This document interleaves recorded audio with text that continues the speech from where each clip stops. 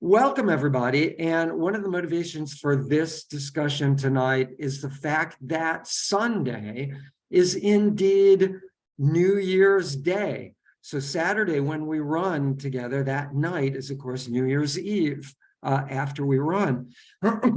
So what I want to talk to you about is goal setting, obviously creating resolutions for the new year.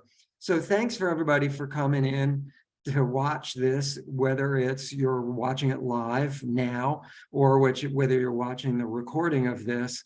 So thank you. And well, here we go. There we go. Goal setting, pretty much one slide. It's a short one. There are a couple things that you need to have in order to create a goal or a New Year's resolution, same thing. It needs to start with gratitude. Be grateful for something, anything. If you're a homeless person, be grateful for the fact that you have a blanket. You know, whatever it is, you cannot begin creating a goal without positive mindset. If there's any negativity there, you're going to get into, you know, a negative goal setting that really isn't going to do anybody any good. So start with being grateful, gratitude. Second, dream big. The sky's the limit. You know, I've always thought if you shot for the stars, you may end up on the moon. Or if you shot for the moon, you may end up in the clouds. Whatever it is, dream big.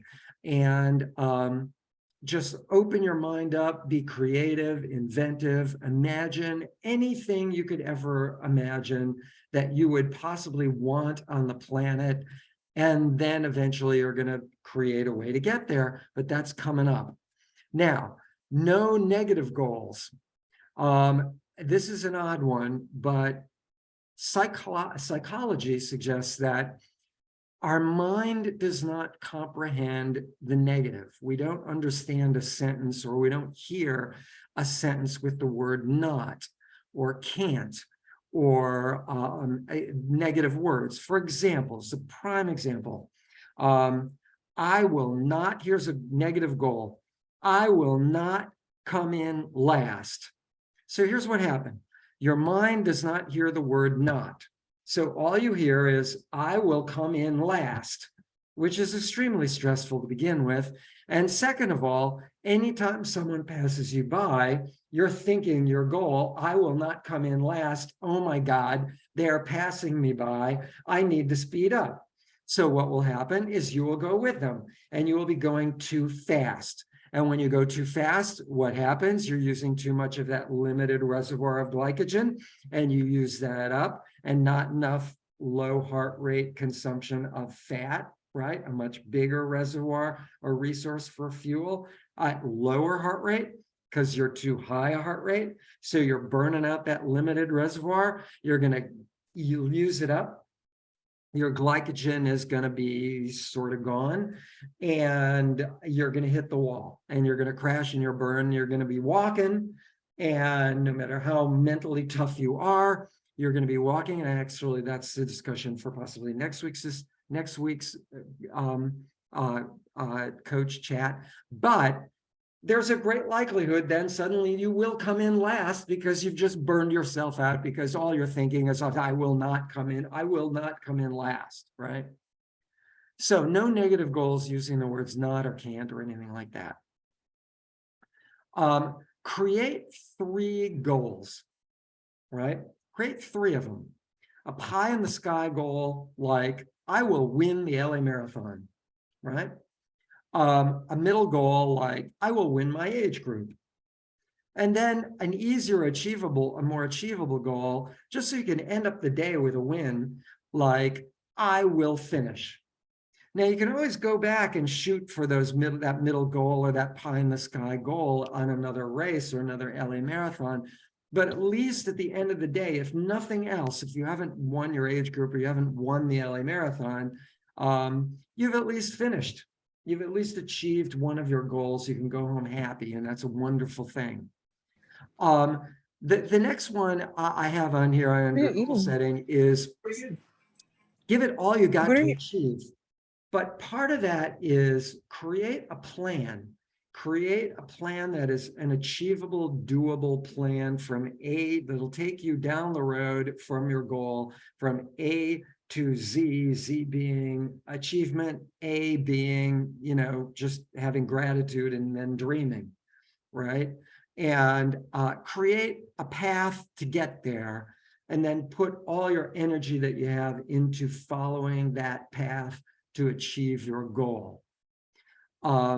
And when accomplished, when it's all done and you've achieved a goal or all of your goals, the key is don't allow yourself to fall into horrible depression. I just think of a new goal, find a new goal.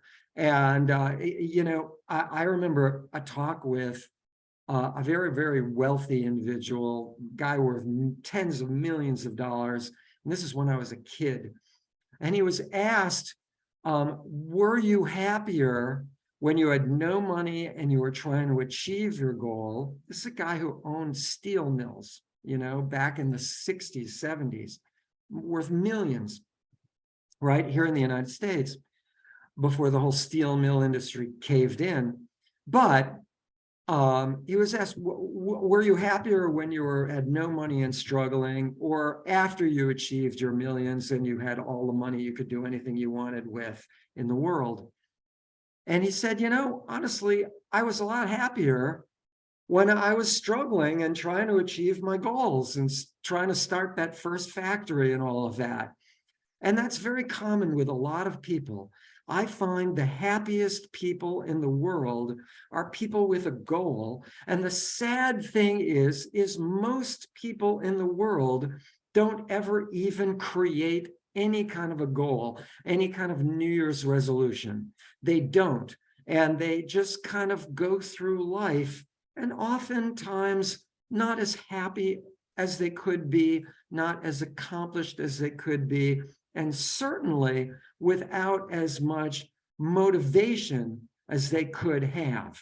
All of you, at the very least, have a wonderful goal of, I will finish the LA Marathon, and that is an extraordinary goal. It is an exciting goal. It causes you to get up early in the morning every Saturday morning and go out in the cold and the dark and do your work. And that is a wonderful thing. And people seem to really enjoy that. And being together with a group of other people who have a goal that happens to be a similar goal. But that creates a lot of synergy and excitement and enthusiasm.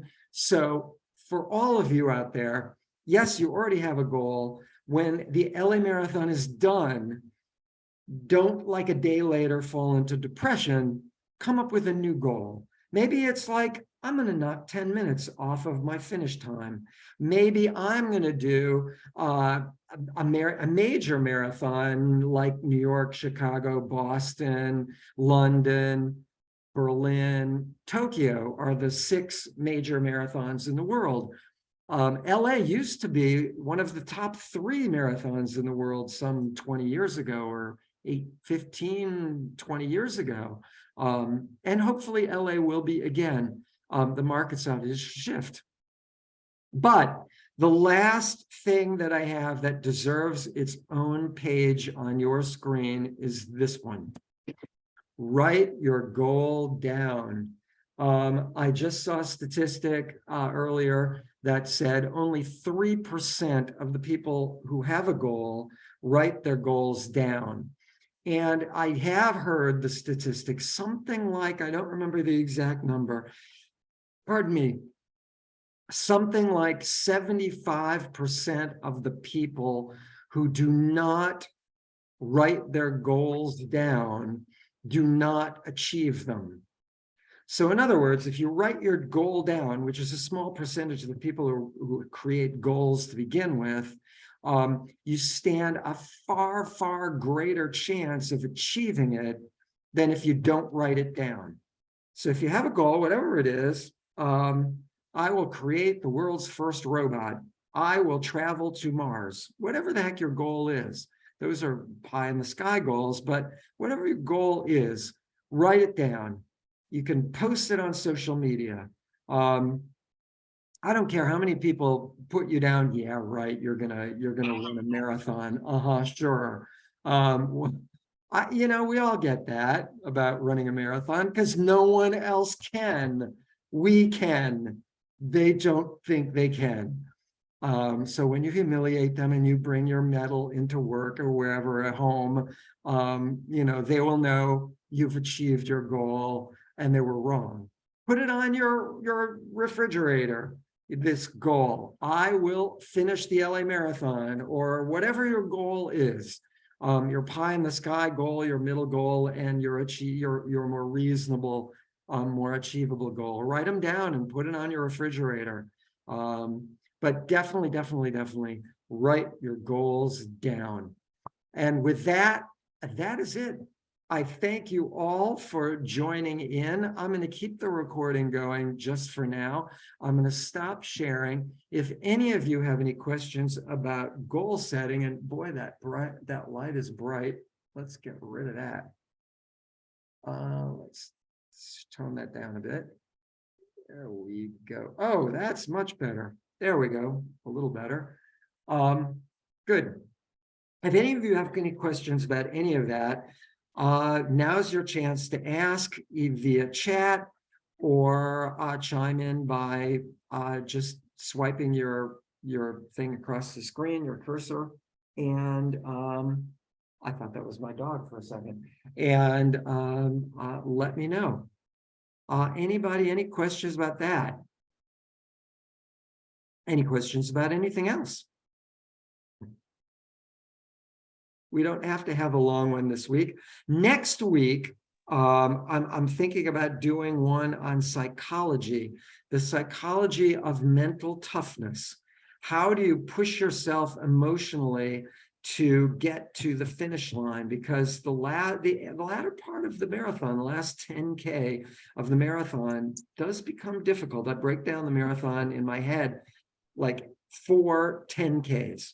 Like first 6 miles, then second 6 miles, third 6 miles, fourth 6 miles, and then you have a little more to go. But 4 10Ks, and the last 10K plus does definitely get a little tougher. Question: would love to have a talk about nutrition and foods to eat during training. I have done that. I will do it again. That's a great suggestion. Tanya, thank you. George, thank you for your lecture. Excellent as usual. Thank you for your comment. Yeah, we'll definitely do another nutrition talk. There is a nutrition talk online on our YouTube channel that you can probably find without scrolling way down to the bottom of our Facebook site, but definitely get on our Facebook site. 2 weeks from now, I'm going to do you can watch it now, replay the lecture on how to run the Rose Bowl half marathon. And there's a lot of nutritional talk in there about pacing yourself for the Rose Bowl half, and glycogen consumption, as well as nutrition during and before and after that race. Before and after is mostly you're talking carbohydrate. And Bertina, you have a question. Yeah, there you go. It's wordy. That's why I didn't want to write it in there. A week or two ago, you talked about people that might be out of town, not be able to do the 15 or 16 miles all in one session. Well, I was able to do on Saturday, my 15 miles, unfortunately not in Santa Monica, but in my neighborhood.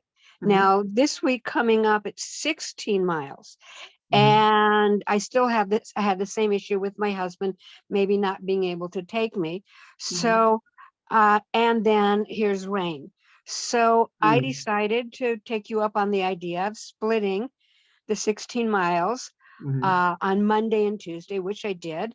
And my intention is sending the information to my PACE group to share sort of my sense of integrity, to share what I did on those 2 days. Now it's coming up. It doesn't look like it's going to be raining as much as I thought it might have been, but more positively, there's a possibility of my husband feeling a little bit better and being Oh, able to good. take me. So here, Good. I already did 16 miles. I'm a Mm, walker. mhm, I don't want to hurt myself because you talked about injuries. mhm. Don't I, do too I, much. I, No. I want to know, part of my head said, if I can make it, maybe don't do the 16 miles, do the best I can, whatever that is. Mhm, I don't know if that's realistic or not. So I'm asking you, from your experience, mhm. can you give me some feedback? Sure. Now, Monday and Tuesday of this past week, you did 8 miles both days. So that So means like 3 days 60. ago, you finished it, 16 Uh-huh. total. Mhm. Right. Okay. So you've had, did you run yesterday, Wednesday, or today at all? Or I should say walk. I'm sorry. Yes, I did. Yesterday, I did 6.5. Okay. I'm actually trying to pull up your schedule while I'm looking at it. You're on schedule one, but oh hi. Sorry. Let's find it. Hang on. Here we are. Walk. Here we go. Let's see if we can't pull that up and take a look at it. Here we go. In fact, I can even share my screen so everybody can kind of see. And maybe we'll all learn from this because it might be a good learning experience. You're probably looking at the Excel spreadsheet. This is my Excel spreadsheet. This is not what's online. The Monday through Sunday is exactly what's on the online schedule. But this column, this left column is not, the right two columns are not, that you just, online, you just see this little square in the middle of Monday through Sunday. And it's all nice and pretty. But this is the original schedule that I look at, that I created. So this is actually walk 5, but it's the same schedule 1. This is schedule 1 we're all looking at. So let's go to the right date, which would be December, whatever it is, 20, here we go, 26th of January 1st. So Monday and Tuesday, you did 8 miles both days, right? Correct. Okay. Did you do this threshold run on Wednesday? Well, I didn't do it. I did it on my treadmill. I Oh, okay, didn't that's go okay. out to do it, but I did. And I didn't do it. I don't want to be negative because I feel positive that I did do it, but I didn't do it as well as one would hope. But I also realized what I did. First Saturday did 15. Then I did a recovery walk of 5, and then I did 8, and then I did 8. So yes, I attempted on a treadmill Mhm. to do uh, the Wednesday. Wednesdays. Yeah. Got it. Okay, how about Thursday, the 1 hour? Easy. That I, because I didn't take a day off on Tuesday, I Okay, kind of switched it.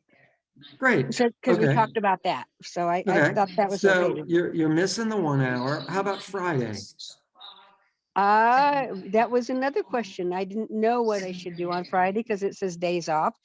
And Mhm. I usually take that day off to have more energy to do what I need to do on Saturday. So that's more advice that I would need from you. Okay, so basically, you did the Saturday workout, Monday, Tuesday, but you missed the Monday workout and you missed the Thursday workout, right? So you're looking at about 45 minutes on Monday and an hour on Thursday. There's about an hour 45 that you missed that you could still take Friday off and you could actually do on Saturday, an hour 45.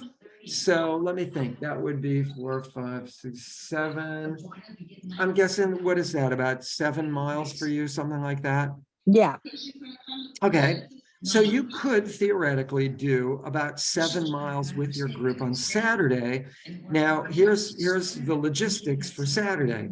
I mean, at easy pace, easy walking pace, your normal Saturday pace, right? Mhm. You could do 7 miles.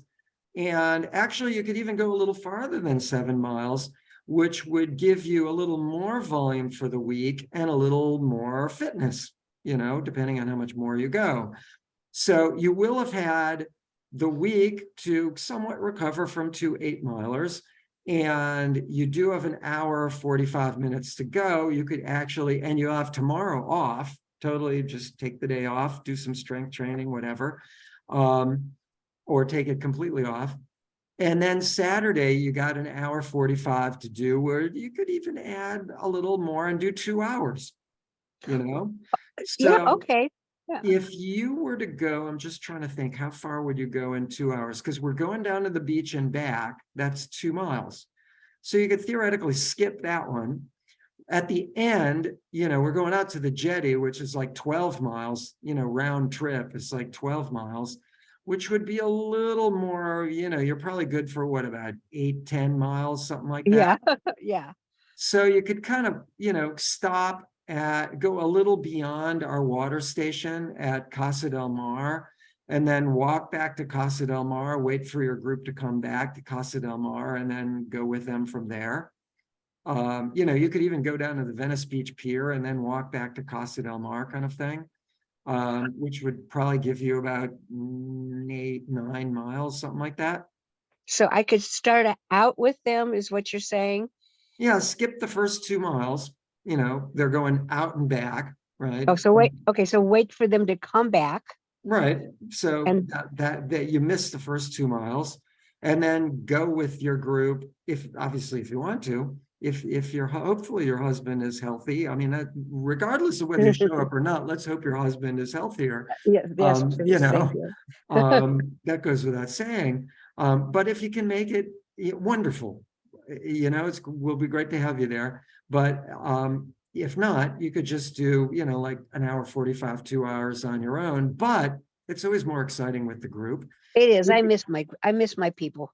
Yeah, it's exciting. Like I said, to be with a group we have goals with in common, all that synergy, all that. Anyway, you could, from when they come back to the totem pole after the first time, our water table, all that, the awning, you could then, when they go down the pier to Casa del Mar, you could join them for that and keep going beyond the water table at Casa del Mar out to like even Washington Street. It's about, let me think about, they will be doing about 2, 3.5 miles, 4 miles more beyond Washington Street. So if you did Washington Street, that would be about 8 miles. You could even go down the jetty with them a little bit and then come back. You could actually go halfway down the jetty with them and then come back. Go back to Casa del Mar, wait for them to come back to Casa del Mar, and then finish the workout with them from Casa del Mar water table all the way back to the finish line, our home base. That would actually give you more volume, greater fitness than had you done the full 16 miles and did it the way it was intended to be done. Well, thank you. I appreciate it. I knew if I asked you, I would get a lot of clarity, and I appreciate that. Thank you so much. And yeah, like I said, you may be actually better off for doing it that way. My problem with most people, it's not a problem, it's just the way it is. Most people don't have the time to do however long it took you as a walker to do 8 miles on Monday and then again on Tuesday. Correct. Yeah. I mean, blessings of being retired. Yeah. Hey, there you go. I agree. There you go. I always said, damn it, if you want to be a great runner, quit your job. Or better yet, retire, so absolutely. There you go. Good for you. Well, thank you so much. I'm sure you deserve every Social Security penny you get, Oh, and then some, huh? I am sure of it. But good for you that you have the ability to do that. So I'm going to stop sharing that. Hopefully, all of us can gain a little insight from seeing that. Let me go back to some chat questions that I missed. Would love to have to, thank you. Yeah, Tanya suggested, but hopefully the nutrition thing will be more weeks before the marathon. Well, yeah, I will definitely. And also, this week, I should tell all of you, GU is the official sponsor of the LA Marathon this year for gels. And by the way, thanks to Volvo and ASICS for sponsoring the ASICS, obviously the clothing for the LA Marathon, and Volvo for really keeping us running. Thanks to our sponsors for especially Volvo and ASICS. But we are going to have some half marathon race pace. Once you do the jetty and come back to the jetty, we'll have gels for everybody who wants one. They will be goo, which will be on the LA Marathon course. And then all the way down the jetty, we're going to have everybody all the way back to the flag, the main circle at Windward, which is about 2 miles. At Windward, that big circle there, not Casa del Mar, that's the little tiny circle where we have the water table. But before that, there's a big circle where there's a police station, and there's a this big steel artsy thing that goes up 40 feet, and there's the skateboard park.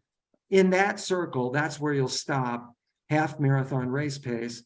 But in between there, you will have the chance to try a gel out from that water table at the jetty down to that finish point of half marathon race pace, where you can test the gel out at half marathon race pace. Right after that, we go back to just normal easy pace, which for walkers, of course, is kind of marathon race pace or a little faster. Run walkers, it's kind of like around there. Runners is, of course, slower. So you want your heart rate to kind of mimic the intensity level that you're going to be at during your race when you're going to be taking it, because that can alter the way your stomach digests it. So we will have a chance to do that. This coming Saturday, we're going to have boxes of gels for anyone who wants to take one. They will be obviously free. They will be at the jetty water table. Once you come back from the end, you'll grab water, go out to the end of the jetty, come back, and then we'll have the gels for you guys. No reason to take a gel just for the quick little jetty out and back. Let's take it for when you're really going to use it on that half marathon race pace down the alleyway and through Venice, partially into that big circle at Windward. So there is that. And yeah, you can find that nutrition discussion already on our YouTube channel, LA Roadrunners on YouTube, the one with the little round blue square, the newer one. Let's see. Thank you for your webinar. I have a question about the training schedule. Absolutely. If we are not doing the Rose Bowl half, good question. In January, do we follow the training schedule to do 13 miles for a weekend run? With past groups, what I've done where, the group wasn't doing the half marathon, we always on Sunday, I'm going to suggest you do it on Saturday or Sunday, did a 13-mile time trial. Pardon me. You could theoretically, go out to the jetty and back. If you actually do the jetty and go all the way back, that's 13 miles, most of which is flat. You could do that as a time trial. You could then double the time it took you. Granted, there is something about a race that motivates people, that spikes adrenaline, which will be part of my discussion next week and ongoing. But it's not as motivating doing these things on your own. But it would be a good time trial to see where you're at right now. Theoretically, you can always use that app that I have, the VO2 app. That little app right there, if you can see it, the VDOT app, the green letter with the white background, that VDOT app. You can upload that on any app store for free, VDOT, VDOT, or VDOT calculator, VDOT calculator would actually, if you search for it in any app store, you'll find that app. Type in your half marathon finish time. This is good for anybody. And take a look at what your anticipated goal marathon finish time would be. Usually it's multiply your half marathon times 2 and add about 10 minutes. But it does vary from fast runners to walkers to it does vary. But generally speaking, ish, kind of, sort of, almost double it times 2, multiply your half marathon times 2 and add 10 minutes. And that'll pretty much be what your marathon anticipated goal is. Make sure that that goal kind of sort of fits the group that you're in. If you find that yourself, I am pushing to keep up with the group on the weekends, and I can sort of keep up until the last mile or two, you will probably do well to go to a slower group, the next slower group. But the time trial would also give you some insight. Are you in the right group? So yeah, by all means. Also, it's good volume. Do the 13 miler. It's a cutback week. The week after this week is a cutback week. And then we do the Rose Bowl half marathon is another cutback week. So everyone will have 2 good cutback weeks. So you'll be in prime for any 13 miles. Sorry, you'd probably want to do 13.1 miles on Saturday or Sunday on your own, not 13.1, which is kind of silly, but yeah, that's your half marathon distance. That's the Rose Bowl half, 13.1. So hopefully that answered your question. Yes is the answer, really. Arlene, hi, coach. How do we slowly build up after injury? Okay. I haven't been able to talk to my PT. I've only been running 2 miles 3 times a week since September. And so no LA marathon this year. Oh, that's so sad. But I want to build on my current low volume safely. Well, absolutely. Arlene, oddly, that was my discussion last week, which you can really find online on the YouTube channel. You could pretty much just scroll down the Facebook LA Roadrunners group page on Facebook. Our LA Roadrunner group page is what to search for. And you'll just scroll down the page and you'll find my lecture on how to rebuild safely. I always suggest people start, well, you've already done a couple, 2-3 miles, but for those who are really injured and starting up again, I always suggest start your first run with like 10-minute walk, 10-minute jog, 10-minute walk, or if you're a walker, just 10-minute slow walk, 10-minute brisk walk, 10-minute slow walk again.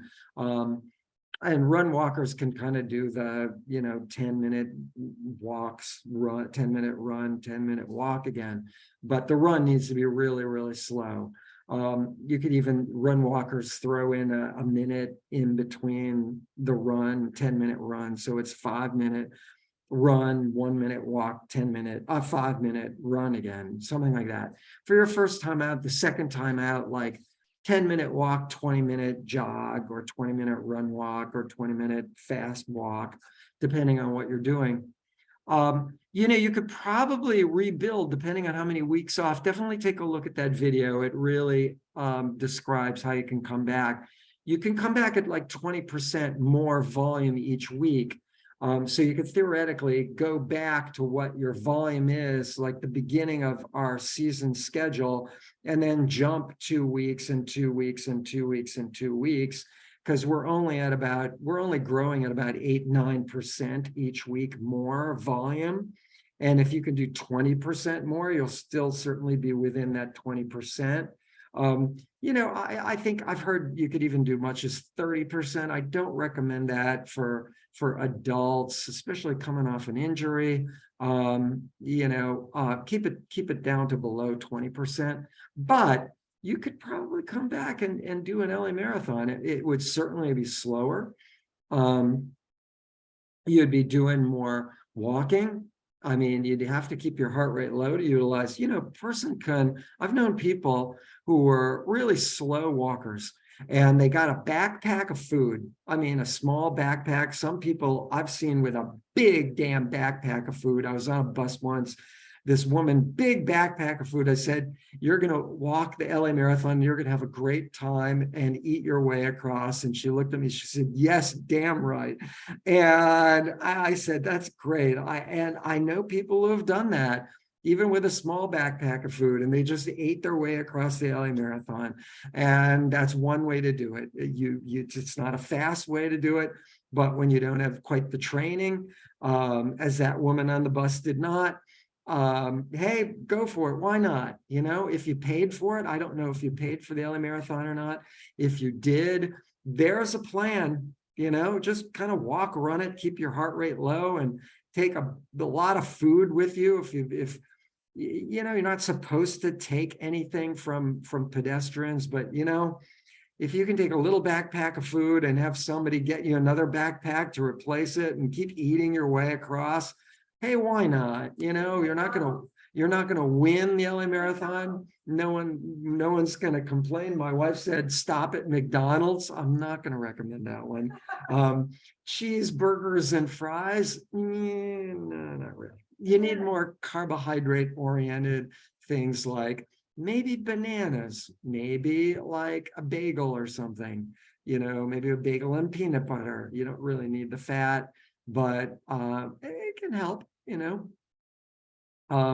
Protein and grease, yeah, for McDonald's, yeah, no. Okay. Anyway, and what to eat, not just the day before the marathon, but would love to get some insights what to eat during. Well, there you go. One not to do is McDonald's.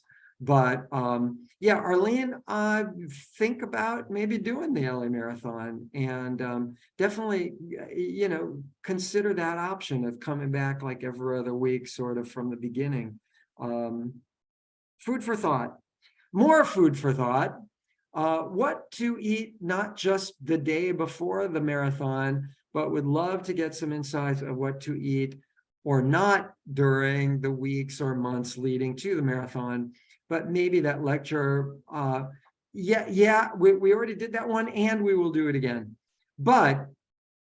And I also will discuss that in the lecture in 2 weeks before the half marathon, on what to eat and all that during the half marathon. But as an idea, just a general idea, you know, there are all these crazy diets. I personally happen to be vegan. I just don't like the idea of eating things that move and can look back at me. That just really does not appeal to me on any level, you know. But also, I like the idea of I don't like the taste of meat anymore, personally. So I am a vegan. That said, there are studies done on pro athletes that suggested, you know, they asked the question, what is your diet? Are you vegan? Are you, you know, keto diet? Are you vegetarian? Are you, you know, meat based? What was the former high protein diet thing? Can't even remember the name of it. Anyway, high protein, low carb diet, keto diet. No, that's the high fat diet. And anyway, keto diet would be low carb, higher fat. But I can tell you this, you know, what they found with pro athletes in general is they all had all these different diets and things that they did. And none of them, there was no discernible data to be found that said one diet is better than the other. Now, having said that, I can suggest that you will not be as fast for physiological reasons, which I'll explain in a sec, on the keto diet. And the reason is your body just doesn't quite metabolize ketones as fast as it does carbohydrate, real carbohydrate, you know, like sugars from fruit. The only reason fruit is a better source of sugar than eating a cookie, theoretically, is because you have fiber and all sorts of other nutrients that are absolutely not, you know, appearing in a cookie. You're not getting vitamins and minerals and, stuff you also need from a cookie where you do from fruit. But like potassium in bananas, for example, important example. But ketone, you do get fiber that enables you to absorb fruit far better than you do from sugars in a bar or sugar in a cookie or a cake or whatever. So, but the flip side of the coin is also, you do, in consuming sugars, you are able to absorb sugar in any form faster than you are able to absorb ketones. You're not going to be able to hit your peak running speed work, short and fast, for training if you're on a ketone diet. I've known people who've told me this themselves, personal experience. I've heard this in a lecture. I can't say that I recommend or don't recommend a ketone diet. It's just to say that you're not going to be able to be as fast on a ketone diet or as efficient. That would be the high fat. Keto, not ketone. Yeah, that's what I said. The ketone, Ketone. the keto diet generates ketones. That's what we're talking about. So the keto diet that generates ketones in your system. Anyway, my wife is asking me about this. But that said, just about any diet will really work. Obviously, you want to eat healthy. We endurance athletes need to consume healthy nutrients, more so. You would think you do all this exercise, you walk, you run, walk, whatever it is. You do all this exercise. Oh, heck, I can eat cookies and cake and all that. The opposite is true. If you want to perform, if you want your body at peak ability, you need to feed it peak healthy food. If you want it to be sluggish, you need to feed it sluggish food. Got the picture? Go for the cookies, go for the cake, and you'll never be as healthy and fit as you could be otherwise, or fast on your marathon for that. So just healthy concept, healthy eating weeks before the marathon. There is talk about carb loading. This can actually become a little dangerous with the way it's done. They don't really recommend carb loading. The old-fashioned method of carb loading meant you starve your body of everything but carbohydrate. You really just focus on carbs. That's what you eat. And you will feel really starving and hungry because you're not taking in any fats. You do need protein to rebuild muscle tissue. That's without question. But I can't recommend that one. That's not the thing to do anymore. That's not the recommended thing. You don't want to starve your body of fats. You do need some healthy fats for all sorts of things, including energy, So really a good healthy diet, you're going to need more, and I'm getting into this lecture. I don't want to go too far with this, but you do need a little more carbohydrate than you would normally. As you build up more and more and more and more, you're using more and more and more carbohydrate.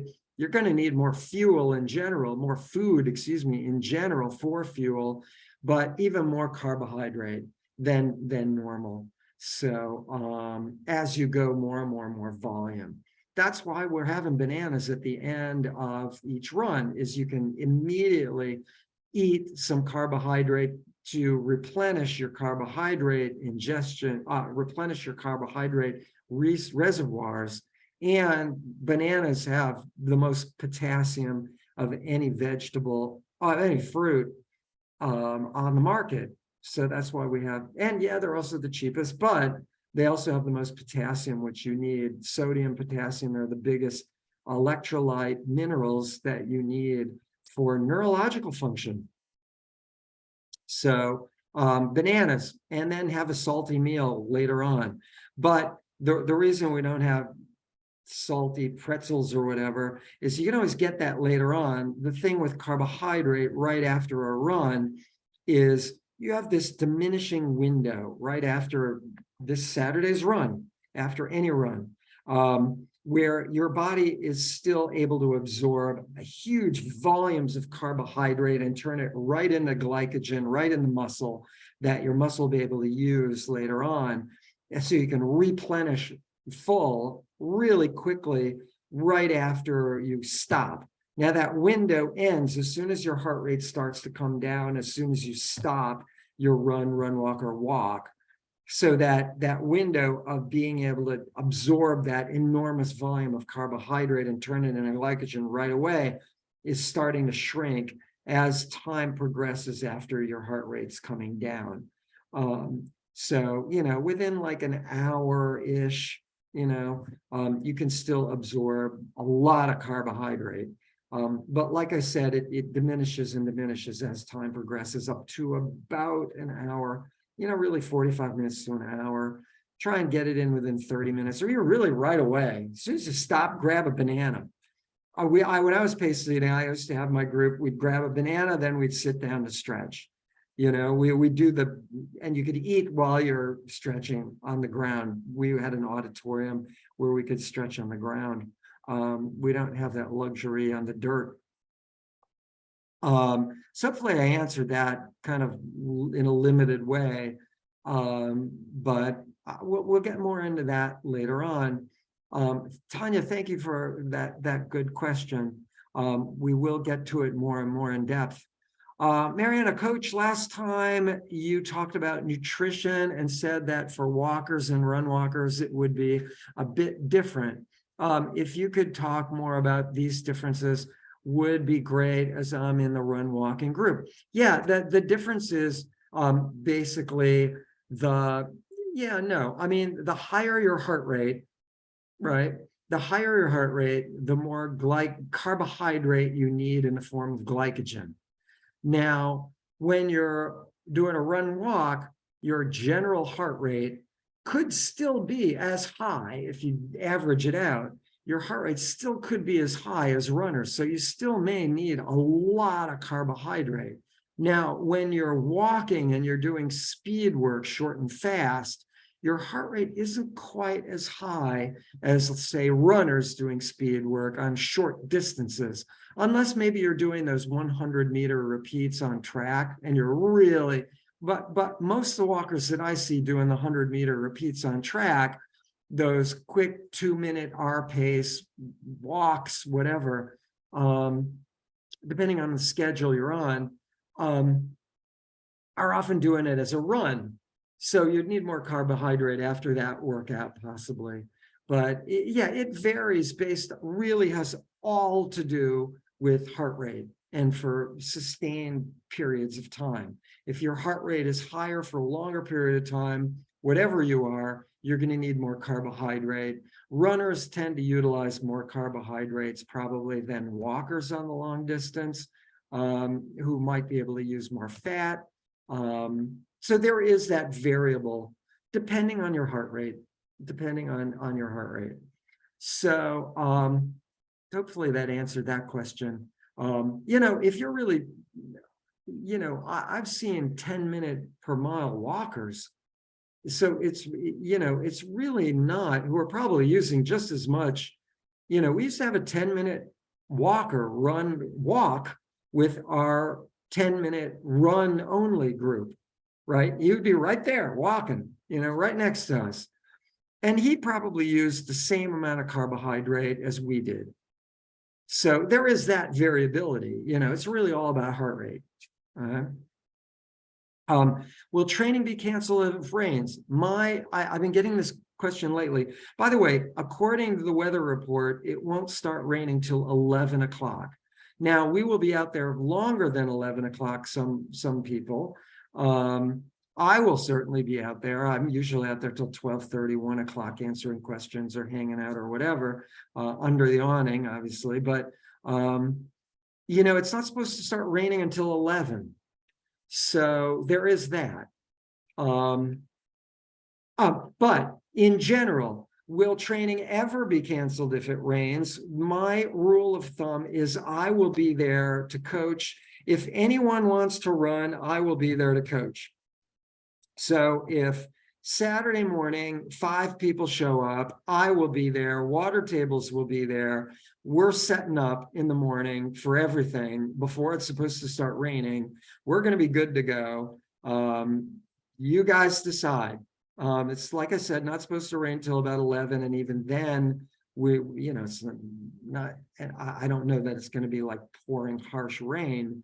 You can always take a raincoat with you, tie it around your waist, and then put it on, whenever you need it. So hopefully that answers. We don't ever cancel. It's if the people don't show up, we just go home. That's where we're at with this one, ever. And I mean ever. I did actually cancel a Sunday workout when it was harsh rains, like 30-mile-an-hour wind. It was harsh, pouring down rain. In 1 minute, I was soaked out there. I did show up in the South Bay, Newport Beach. We had one runner show up, and we looked at each other and we just said, nah, the two of us doing it. And we could have. I was there. We both decided no, and we both drove home and got warm and dry, but I was there. We were ready to roll. We both decided no. That was a few weeks ago when it was pouring rain. I mean, really pouring rain and wind, and it was ridiculous in Newport Beach Sunday. We'll check it out on the YouTube channel. Oh, Arlene, thank you. Yeah, I think you'll find it there. You could also check out the LA Marathon discussion. There's a long discussion about nutrition during those A, B, and C lectures for the LA Marathon that adds up to about an hour and 40-something minutes of A, B, and C lectures. It's a lot of lecture on LA Marathon, which I will repost as we get closer. The B lecture has a lot. I think it's the B or the C has the nutrition stuff. But at any rate, Tanya, when you run the marathon in Athens, Greece, the Greek people will pick mandarins from the trees and throw it to the runners. So better than McDonald's, fresh picked mandarins. Yeah, anything would I don't want to put down McDonald's. I mean, but burgers and grease and fries and all that. Yeah, I'm not going to recommend any, regardless of the company. But mandarin oranges, I had a runner that, they're about 5% of the population, in my opinion, my estimation, that cannot eat anything. They can't really eat breakfast. They can't do gels. They just have severe abdominal distress, pain, their stomach. They have horrible problems with diarrhea, often one, the other, both. It's a serious issue for about 5% of the population. And then more of the population that just have this minor stomach distress and on and on and on with eating anything. There's always something you can do. You find like half a piece of toast and peanut butter. There's always trial and error. But I had one woman who really had this serious, severe issue where she could not eat anything during and very little before. She could have like half a toast, I think she said, with some butter on it. So butter being like some fat kind of. And okay. But she really got to mile 16 of her training runs and she was burned out. That was the end of it. Great runner. And she found, after trial and error, I'm not recommending this to anybody, but it's trial and error. Everyone is different, that she peeled an orange. A couple oranges, she put like half in one Ziploc bag or half in another Ziploc bag and half in another. She had four Ziploc bags with about a third of an orange or half, whatever, in a Ziploc bag. And through each quarter of the marathon, like each 10K, 1 through 6, 6 through 12, 12 through 20, whatever. And then the end, she ate one of those bags. along the way of oranges. And like, orange is kind of like a mandarin orange, she did great. She finished the marathon in group 5. And then the year later, with a lot of even more aerobic training and off season, she came back and finished the LA Marathon training in group 2. Did great. She solved her problem. But yeah, there are those people out there that have severe problems. And I did the Athens Marathon, probably the toughest marathon I've ever done in my entire life, because 13 miles of which, as you might recall, from mile 6 to mile 20 were like rolling uphill. And by mile 20, you're just like, get me a car, I want to drive home. But I did finish it, and the people were amazing. And it's one of those, you got to do it once kind of marathons. And I absolutely adored it. But probably the toughest marathon I have ever done in my life, because of that middle 13 miles from 6 to 20. Oh my God. Anyway, I had more bathroom stops during that period, just because I wanted to stop, just give me a reason to stop, Anyway, Gil, thank you, Coach, for the great lecture. I need to drop, but Gil, sorry I had to go. We'll see you Saturday. We'll talk before. Tanya, great stories. Thank you. And anybody else, either verbally or on the chat? Anything, anybody? Great. Anything going once? Going twice? Going 3 times? Excellent. Well, thank you, everybody, for hanging out, as about half of you did. And for the rest of you who are watching this at home, hopefully you may not have made it this far, but hopefully the beginning part of the lecture was good. And we will, and Happy New Year, Always everybody. good. My Thank you wife so said. much. Thank you. And yeah, happy New Year to everyone. My wife reminded me. Happy New Year to you as well. Thank you. Great. And Mariana, thank you. And Tanya, thank you. You guys take care. We'll see you later. Bye-bye all. Good night. Bye, everybody. See you Saturday. Oh, yeah, that will be nice. Yeah, that'll be this year. Bye.